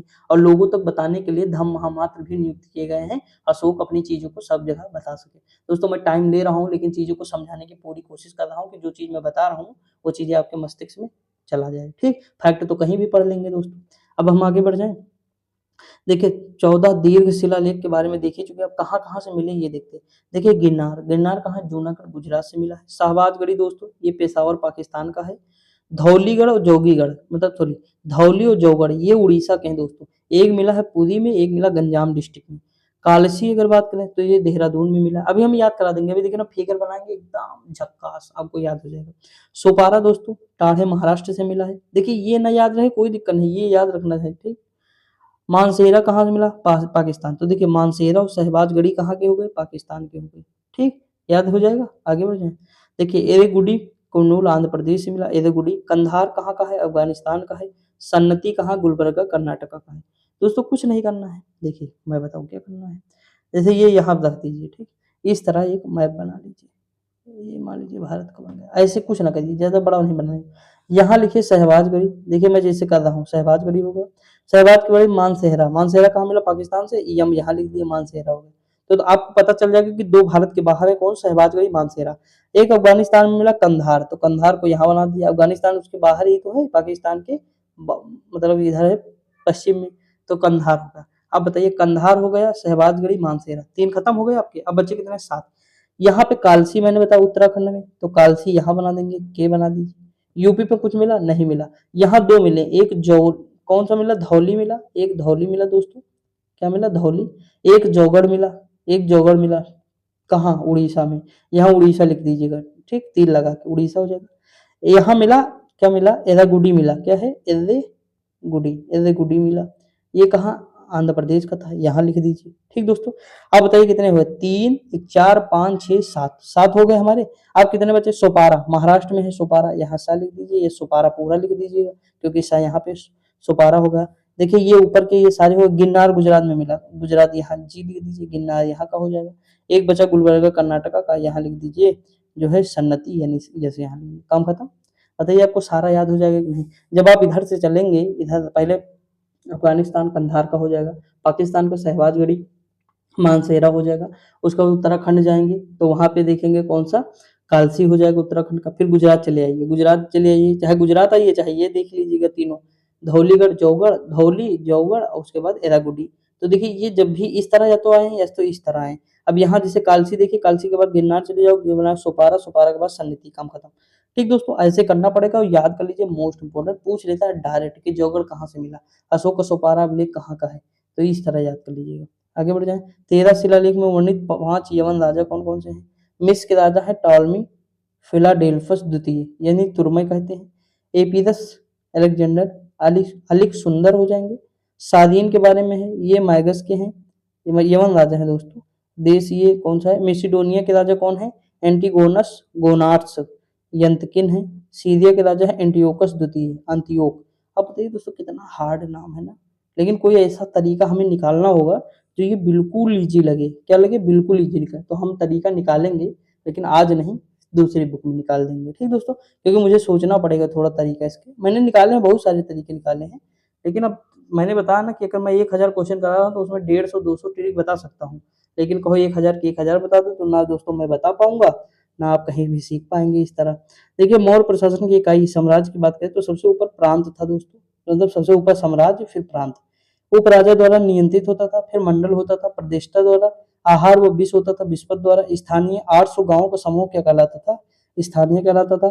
400 गांवों का समूह क्या कहलाता था दोस्तों, मतलब आधा आधा करते चले जाइए, द्रोण, और उसके बाद 200 का खारवटिक, उसके बाद जो है 10 का, फिर 10 आ गया संग्रहण, और फिर लास्ट में ग्राम सबसे छोटी इकाई, ठीक दोस्तों। अब देखिए यहाँ पे महत्वपूर्ण पदाधिकारी, इतना तो याद रखना दोस्तों, भूलना है नहीं बिल्कुल भी। सीता अध्यक्ष, सीता जी कहाँ से निकले हैं, तो जमीन से, यानी कृषि से संबंधित हो जाए, कृषि विभाग हो जाए। विविता अध्यक्ष, ये किसका है, चारागाहों व पशु सुरक्षा अध्यक्ष हो जाएगा। सूनाध्यक्ष, यह बूचड़ खाने से संबंधित, बूचड़ खाने में क्या होता है, सब सोना सोना होता है, सूनाध्यक्ष। पन्याध्यक्ष, ये वाणिज्य से संबंधित हो जाएगा। पौतवाध्यक्ष, माप तौल से संबंधित हो जाएगा, ठीक दोस्तों। लक्षणाध्यक्ष, ये टकसाल से संबंधित हो जाएगा। आंकड़ाध्यक्ष, खान विभाग का अध्यक्ष हो जाएगा। दोस्तों इस बार जो है नेट 11 में भी आया था क्वेश्चन यहीं से मिलान करने के लिए, लेकिन वो इसमें से नहीं था दोस्तों, इसमें से नहीं थे, ये देखिए यहाँ इसमें से थे, कहाँ से, यहाँ से क्वेश्चन थे मिलान करने के लिए। तो मैं हमेशा कहता हूँ कि जो मैं जानता हूँ, जितनी चीजें देखा हूँ, जितना क्वेश्चन मैं हमेशा बताता हूँ, लेकिन ऐसा नहीं कि यहाँ से क्वेश्चन नहीं आते, ये भी आते हैं, लेकिन वनडे में आ जाते हैं, ठीक।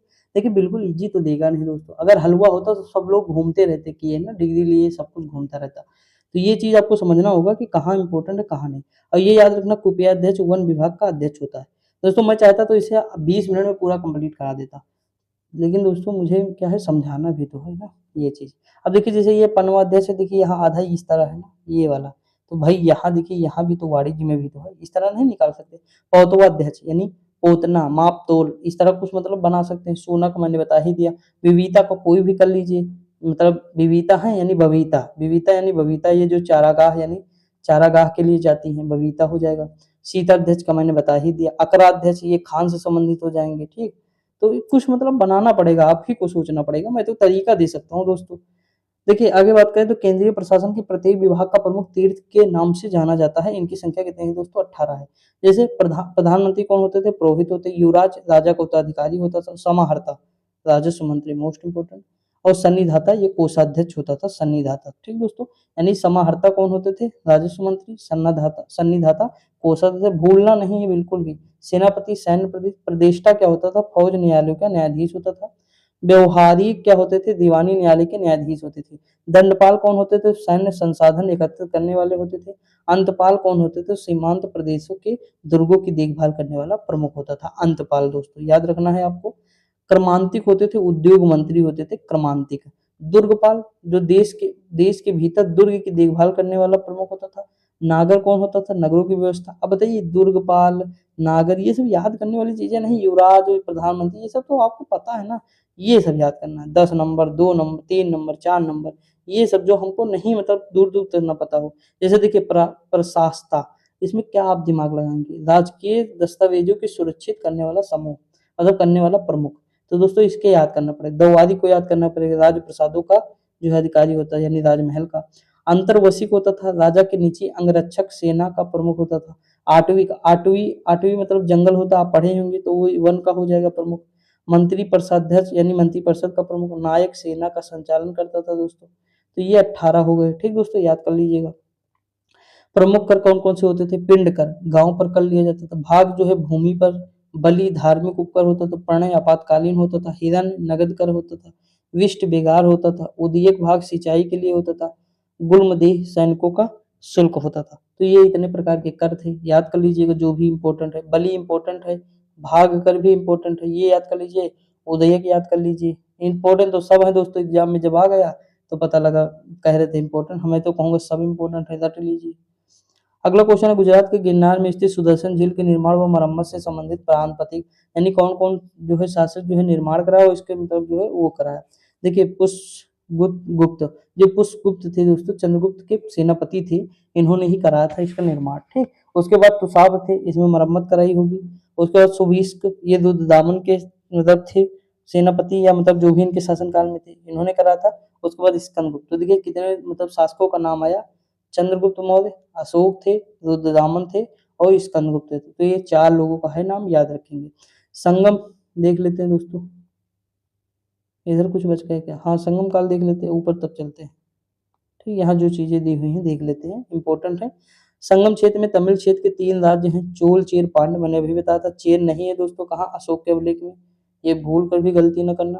पांड्य राजाओं के संरक्षण में 3 संगम आयोजन हुआ, कौन कौन से हुए दोस्तों? मदुरई में पहला स्थान है, अगस्त ऋषि ने किया। वर्तमान में एक भी ग्रंथ उपलब्ध नहीं दोस्तों, सब बाढ़ की वजह से बह गया, ठीक। द्वितीय हुए कपाटपुरम में दोस्तों, ये अगस्त ऋषि व तुलकपियन ने किया। एकमात्र ग्रंथ तुलकपियम जो है स्थित है, इन्होंने ही लिखा था। तीसरे कहाँ हुई? तो मदुरई में हुई। नक्कीरर के द्वारा हुई, कोई ग्रंथ उपलब्ध मतलब कई ग्रंथ उपलब्ध है, ठीक। पहले में कोई ग्रंथ नहीं, दूसरे में तुलकपियम है, तीसरे में उपलब्ध है कई सारे ग्रंथ। एक एक इस तरह याद करना, हमेशा मैंने कहा कि जो ये पढ़ने का तरीका ये है। पहला जैसे याद करिए, मुंबई, फिर कपाटपुरम, फिर मुंबई, मतलब मदुरई कपाटपुरम मदुरई कपाटपुरम मदुरई, ठीक। पहला कौन किया? तो अगस्त ऋषि, दूसरा अगस्त ऋषि तुलकपियम, तीसरा जो है नक्कीरर। खत्म। पहले में कोई वो नहीं, तीसरे में तुलकपियम है और तीसरे में कई सारे, ठीक। आगे बढ़ जाए, प्रशासनिक विभाजन देख लेते हैं संगम काल का। पहले होता था मंडलन, कौन होता था? मंडलम प्रांत होता था। फिर कोट्टम या वलनाडु कमिश्नरी होती थी। फिर नाडु जिला होता था, पूछा गया एग्जाम में। कुर्रम क्या होता था? ग्राम संघ होता था। ग्राम सभा छोटी इकाई होती थी सबसे ज्यादा। महत्वपूर्ण ग्रंथ वो उनके लेखक की बात करते हैं, शिलापादिकारम, इनका क्या है? इलांगो अडिगल ने लिखा है। मणिमेखले, शीतलय सतनार, जीवक चिंतामणि, तिरुक्तक देवर लिखे हैं। तुलकपियम, ये तुलकपियर हो जाएंगे। उसके बाद कुदल या तिरुवल्लुर हो जाएंगे, ठीक दोस्तों। तो ये याद रखना है आपको, इंपॉर्टेंट है, ऐसा नहीं कि नहीं इंपॉर्टेंट है, मोस्ट इंपॉर्टेंट है। आगे अगर हम बात करें दोस्तों, देख लेते हैं कुछ गुप्त वंश के बारे में देखते हैं। गुप्त वंश के लगभग 275 से 550 ईसा पूर्व तक शासन किया। पहले देखिए श्रीगुप्त संस्थापक थे, फिर घटोत्कच से चंद्रगुप्त प्रथम थे। पत्नी कौन थे? कुमार देवी थी। समुद्रगुप्त पत्नी दत्ता देवी। देखिए ये याद रखना है आपको, 4 ऊपर के याद रखने हैं, ठीक दोस्तों। उसके बाद बात करें काच तथा रामगुप्त, फिर चंद्रगुप्त द्वितीय, ध्रुवा देवी व कुबेर नागा। उसके बाद बात करें तो कुमारगुप्त प्रथम यानी अनंत देवी, स्कंदगुप्त, पुरोगुप्त, कुमारगुप्त द्वितीय, बुद्धगुप्त व विष्णुगुप्त। तो ये 12 हैं, सब नहीं याद रखना है, लास्ट वाला याद कर लीजिए, ऊपर के 4 याद कर लीजिए, काम खत्म। अब हम बात करें जो इम्पोर्टेंट है चंद्रगुप्त प्रथम, इनके बारे में देखते हैं। 319 और 335 तक शासन किया है। सोने का सिक्का जारी करने वाला प्रथम गुप्त शासक कौन था? चंद्रगुप्त प्रथम। गुप्त संवत की शुरुआत जो 319 ईसा पूर्व में की थी, वो किसने किया? तो चंद्रगुप्त प्रथम ने। समुद्रगुप्त के बारे में देख लेते हैं। अश्वमेध यज्ञ किया, ठीक है दोस्तों। अश्वमेध एक प्रकार के सोने के सिक्के भी जारी किए। भारत का नेपोलियन किसने कहा? तो विंसेंट स्मिथ ने कहा। हरशेर के प्रयाग परिस्थिति में समुद्रगुप्त के विजयों का उल्लेख मिलता है दोस्तों। अगर हम बात करें चंद्रगुप्त द्वितीय की, विक्रमादित्य की उपाधि धारण की। समकालीन यात्री कौन? फाहियान इसके शासनकाल में आया था। और रजत सिक्का जारी करने वाला प्रथम गुप्त शासक। सोने का सिक्का चंद्रगुप्त प्रथम ने जारी किया, और जो है रजत सिक्का किसने जारी किया? तो जो है चंद्रगुप्त द्वितीय ने। मेहदौली लौह स्तंभ का निर्माण जो है इसी से संबंधित है, ठीक दोस्तों। उसमें आज तक जंग नहीं लगा दोस्तों। अगला है कि चंद्रगुप्त द्वितीय के दरबार में नवरत्न कौन कौन से? देखिए दोस्तों, वरुचि थी, व्याकरण के बारे में जानते थे। कालिदास कवि लेखक थे। धर्मवंतरी चिकित्सा थे। शंकु वास्तुकार थे। ब्राह्मीर खगोल विज्ञान व ज्योतिषी के बारे में जानते थे। घट करपर जो है कूटनीतिज्ञ थे। बेताल भट्ट जादूगर थे दोस्तों। अमर सिंह कोशकार थे। और छपड़क जो है ज्योतिषी थे, फलित ज्योतिषी, ठीक दोस्तों। आगे बढ़ जाए। स्कंदगुप्त ने होड़ों को अंतिम रूप से पराजित किया। स्कंदगुप्त ने क्या किया? होड़ों को अंतिम रूप से पराजित किया। गुप्तकालीन महत्वपूर्ण अभिलेख के बारे में बात करें तो गुप्तकालीन अभिलेख के बारे में देख लेते हैं। देखिए, धनदह ताम्रपत्र यानी राजशाही बांग्लादेश में मिला है। बैग्राम ताम्रपत्र बोगरा बांग्लादेश। दामोदर ताम्रपत्र दिनाजपुर बांग्लादेश, ठीक दोस्तों। तो ये कहाँ के हैं? बांग्लादेश के हैं। वत्स भट्ट रचित मंदसौर अभिलेख जो है प्राचीन मालवा में मिला। मंदसौर अभिलेख याद करना है। गढ़वा अभिलेख प्रयागराज में मिला है। करमदंडा अभिलेख एटा में है। मनकुंवर अभिलेख जो है कहाँ? प्रयागराज में है। तुमैन अभिलेख कहाँ है? ग्वालियर में है। तो ये इतने अभिलेख आपको कहाँ के याद रखने हैं? तो कुमारगुप्त कालीन है, ठीक दोस्तों। स्कंदगुप्त कालीन की बात करें दोस्तों, जूनागढ़ अभिलेख सौराष्ट्र। भीतरी अभिलेख most important Ghazipur Uttar Pradesh. Sophia अभिलेख रीवा का है। एरड़ अभिलेख जो है सागर मध्य प्रदेश का है। इसी में जो है एरड़ अभिलेख में क्या मिलता है? सती प्रथा का प्रथम उल्लेख मिलता है। प्रशासनिक इकाई की बात करें दोस्तों, तो भुक्ति भोग या प्रांत था। फिर विषय जिला था। वीथी थी। उसके बाद ग्राम। अब देखिए, इसका जो प्रमुख होता था दोस्तों, भोगपति या उपरिक होता था। विषय का विस्पति होता था। वीथी का विथि महत्तर होता था। ग्राम का ग्रामिक होता था। बात करें क्रय विक्रय की इकाई, तो तांबे का सिक्का मशक कहलाता था। मासक क्या कहलाता था? मासक। और सोने का सिक्का दिनार कहलाता था, ठीक। और चांदी का सिक्का रूपक। देखिए, ये तीनों याद रखना दोस्तों। तांबे का सिक्का मासक, मैं स्क्रीनशॉट ले लेता हूँ इसका। देखिए, तांबे का सिक्का मासक। क्रय विक्रय की इकाई स्वर्ण का दिनार, और मतलब जो है स्वर्ण का दिक्का, मतलब स्वर्ण का सिक्का दिनार कहलाता था। चांदी का सिक्का रूपक। कम्युनिटी पोस्ट डालने के लिए मैंने ले लिया है दोस्तों। देखिए, कुमार संभोग, सॉरी दोस्तों, देखिए कुमार संभोग की अगर हम बात करें, कालिदास की अगर हम बात करें, इनकी रचनाएं कौन कौन सी हैं? तो रघुवंशनम है, मतलब रघुवंशम, ये महाकाव्य है। ऋतु संहार है, खंड काव्य है। मेघदूत खंड काव्य है। अभिज्ञान शाकुंतलम नाटक है। उसके बाद विक्रमोर्वशीय ये नाटक है। मालकावि मालविकाग्निमित्रम ये भी नाटक है। कुमार संभव क्या है? महाकाव्य है। तो ये कालिदास की सारी रचनाएं हैं, याद करना है आपको, याद कर लीजिएगा दोस्तों। आगे अगर हम बात करें दोस्तों, कुछ चीजें और देखते हैं। देखिए, भारत में मंदिर निर्माण कला जो प्रारंभ होती है गुप्त काल में ही शुरू होती है दोस्तों। अगर हम बात करें तो देखिए, यहाँ गुप्तकालीन मंदिर कौन कौन से? देवगढ़ का दशावतार मंदिर जो ललितपुर में है, याद करना है, कई बार पूछा है। भूमरा का मंदिर जो नागौद एमपी में है। नचना कुठार का मंदिर पार्वती जो मंदिर पन्ना में है दोस्तों, मोस्ट इंपोर्टेंट। तिगुआ का विष्णु मंदिर जबलपुर एमपी का है। भीतर गांव का कृष्ण मंदिर कानपुर का है। और सिरपुर का लक्ष्मण मंदिर महासमंद छत्तीसगढ़ का है। तो ये इतने याद रखना, ये गुप्तकालीन मंदिर है, ठीक दोस्तों। वर्धमान वंश की बात करें, संस्थापक पुष्यभूत थे। देखिए, इसके शासक कौन थे? पुष्यभूत, फिर नरवर्धन, फिर राज्यवर्धन प्रथम, फिर आदित्यवर्धन, प्रभाकर वर्धन, उसके बाद राज्यवर्धन द्वितीय, फिर हर्षवर्धन, यानी हर्षवर्धन इसके लास्ट थे। अगर हम बात करें दोस्तों शासन का, तो 606 ईस्वी से 647 ईस्वी तक, मतलब ईस्वी है दोस्तों, ईसा पूर्व नहीं है, ठीक। ईस्वी तक शासन किया इन्होंने। इनके हर्षवर्धन कौन थे? तो इनके पिता थे कौन थे? प्रभाकर वर्धन। ये देखिए यहाँ पे दोस्तों, देखिए प्रभाकर वर्धन थे। उसके बाद जो बने राज्यवर्धन द्वितीय बने, फिर हर्षवर्धन बने। इनकी माता थी यशोमती थी, उपनाम क्या था शिलादित्य था, उपाधि क्या थी शकलोत्तर पथनाथ थी, रचनाएं प्रियदर्शिका, रत्नावली और जो है नागानंद। राजधानी कन्नौज या महोदय सिरी थी दोस्तों, पहले थानेश्वर थी। एहोल अभिलेख के अनुसार हर्ष और पुलकेशिन द्वितीय के मध्य लड़े गए युद्ध में पुलकेशिन द्वितीय विजयी था, मतलब जो है विजयी था दोस्तों। चीनी यात्री ह्वेनसांग की बात करें तो ये कब आए तो 629 से 645 ईस्वी तक रुके थे। यात्रा विवरण इनका क्या था सी यू की था दोस्तों ह्वेनसांग का। और हर्ष की राजधानी क्या थी कन्नौज थी। ये जो है कब बनाई गई इसमें आगमन हुआ तो 636 में हुआ आगमन। चालुक्य वंश की बात करें तो दक्कन में वाकाटकों के पश्चात बादामी या वातापी के चालुक्य सत्ता में आए दोस्तों। देखिए वातापी के चालुक्य बादामी चालुक्य कौन थे, वेंगी के चालुक्य दोस्तों थे, संस्थापक कौन थे विष्णु वर्धन प्रथम थे। कल्याणी के चालुक्य इसके संस्थापक कौन थे तैल द्वितीय। तो पहले के विष्णु थे, दूसरे के तैल थे। ठीक, संस्थापक कौन थे बादामी के तो जयसिंह थे, वास्तविक संस्थापक पुलकेशिन प्रथम थे दोस्तों, चालुक्य थे। अगर हम बात करें पल्लव वंश के संस्थापक कौन थे सिंह वर्मन थे, कुछ इतिहासकार बप्पदेव को मानते हैं। राजधानी देखिए इसमें क्या है केवल संस्थापक जितना दिया है उतना याद करना, ये सब इतना बहुत इंपॉर्टेंट नहीं है। राजधानी कांचीपुरम, राजधानी पूछ लेता है। अंतिम शासक कौन थे अपराजित वर्मन थे। अगर हम बात करें सिंह विष्णु, देखिए प्रमुख पल्लव शासक की बात करें इनमें क्या है सिंह विष्णु, तो इनके दरबार में कौन थे कितार्जुनियम के लेखक जो भारवी थे इन्हीं के दरबार में थे सिंह विष्णु के। महेंद्र वर्मन प्रथम थे, एकाश मंदिर निर्माण शुरुआत होती है इनके काल में। कौन एकाश मंदिर शिव का कैलाश मंदिर जो है वही। संस्कृत नाटक मत्त विलास प्रहसन की रचना की। अगर हम बात करें नरसिंह वर्मन प्रथम की बात करें तो 642 में चालुक्यों की राजधानी बादामी पर अधिकार कर लिया, वातापी कोंड तथा महामल्ल की उपाधि धारण की। उसके बाद क्या बनवाया तो महाबलीपुरम का रथ मंदिर का शुभारंभ करवाया। नरसिंह द्वितीय मतलब नरसिंह सिंह द्वितीय निर्माण मतलब मंदिर निर्माण की नई शैली राजसिंह शैली का प्रयोग किया दोस्तों। कांची के कैलाश नाथ मंदिर तथा महाबलीपुरम के तटीय मंदिर का निर्माण करवाया।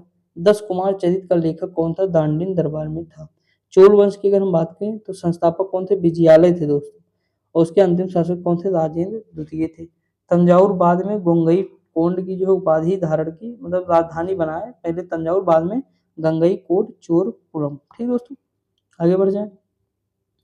देखिए अगला दिया है प्रांतक फर्स्ट क्या है तो पल्लवों का पूर्ण उन्मूलन किया, उपाधि क्या था कि मदुरई कोंड रखी। और इन्होंने क्या किया दोस्तों तो 949 ईस्वी में तक्कोलम का युद्ध हुआ, राष्ट्रकूट कृष्ण तृतीय से हुआ जिसमें प्रांतक प्रथम पराजित हुआ दोस्तों, ये मतलब हार गया था दोस्तों। ठीक, और ये राष्ट्रकूट का जो कृष्ण तृतीय था जीत गया। राजराज प्रथम दोस्तों अगर हम बात करें ये चोल शासक है दोस्तों, ये क्या है तंजाउर के बृहदेश्वर में राजराजेश्वर मंदिर का निर्माण कराया। अगर बात दोनों एक ही नाम है दोस्तों। राजेंद्र प्रथम ने क्या किया तो गंगा जल लाने व हेतु पाल शासक महिपाल तथा पूर्वी गंग शासक को पराजित कर गंगई कोंड की उपाधि धारण की। गंगई कोंड चोलपुरम में बृहदेश्वर मंदिर का निर्माण करवाया। अगर हम बात करें तो कोलुतुंग सेकंड चिदम्बरम नटराज मंदिर से गोविंद राज की मूर्ति को हटवा कर समुद्र में फेंकवा दिया। कई बार पूछ लिया दोस्तों, इंपॉर्टेंट होते हैं ये सब। दक्षिण भारत के चोल प्रशासन की बात करें तो ग्राम प्रशासन की स्वायत्तता थी दोस्तों। उसके बाद अगर हम बात करें तो गांव की गतिविधियों की देखरेख हेतु समितियों की स्थापना की गई जिसे वरियम कहा गया। एदी वरियम तालाब समिति थी, प्रमुख समिति देख लेते हैं। तालाब समिति कौन थी एदी वरियम। उद्यान समिति टुट्ट वरियम, वरियम मतलब समिति हो जाए तो उदासीन विदेशियों की देखरेख हो जाएगा। पौर्ण समिति स्वर्ण जो हो जाएगा। ठीक दोस्तों स्वर्ण जो है वरियम। अब देखिए दोस्तों यहीं पे हमारा जो है ये पूरी तरह से कंप्लीट। देखिए जितनी जानकारी इसमें दी है बिल्कुल ठोस जानकारी है, क्या है ठोस है, वन लाइनर नहीं दिया है। नहीं दोस्तों ये इतने में ना खत्म होता, बहुत सारा हो जाता कंटेंट। आप खुद ही देखिए इसमें कितनी लाइन बचती है दोस्तों, कम से कम कितनी लाइन होती 5 लाइन हो जाती और भी 5 लाइन जब बनाते दोस्तों थोड़ा दूरी दूरी बनाते चीजें लिखते, तो ये सारी चीजें आप समझिए और इस तरह याद करना बहुत आसान है। समझ आया कि नहीं। तो ये सारी चीजें थी दोस्तों, मैं मानता हूँ कि थोड़ा ज्यादा मतलब चीजें बता दी आपको हो सकता है उबाऊ लग सकता है क्योंकि मेरे कभी कोई दोस्त कहते ज्यादा बोल दिए। तो दोस्तों कॉन्सेप्ट है तो बोलना पड़ेगा ना, नहीं तो समझाएंगे नहीं तो कैसे समझ में आएगा आपको। भाई टीचर बोलेगा नहीं तो कैसे समझ में आएगा ये बताइए मुझे। तो ये सारी चीजें हैं, तो आई होप आपको समझ में आया होगा, चीजें अच्छी लगी होंगी तो आप लोग बता सकते हैं कमेंट में आप लोगों को कैसा लगा। बाकी पढ़ते रहिए, मस्त रहिए, खुश रहिए दोस्तों। आपको आगे की वीडियो मिलती रहेंगी। 2 बुक मतलब 1 बुक ये कंप्लीट कराएंगे उसके बाद 1 बुक और स्टार्ट करेंगे। तो ये सारी चीजें कल से आपको प्रॉपर मिल जाएंगी। ठीक दोस्तों, तो बाकी आज के लिए इतना ही दोस्तों, मिलते हैं अगली वीडियो में, तब तक के लिए जय हिंद।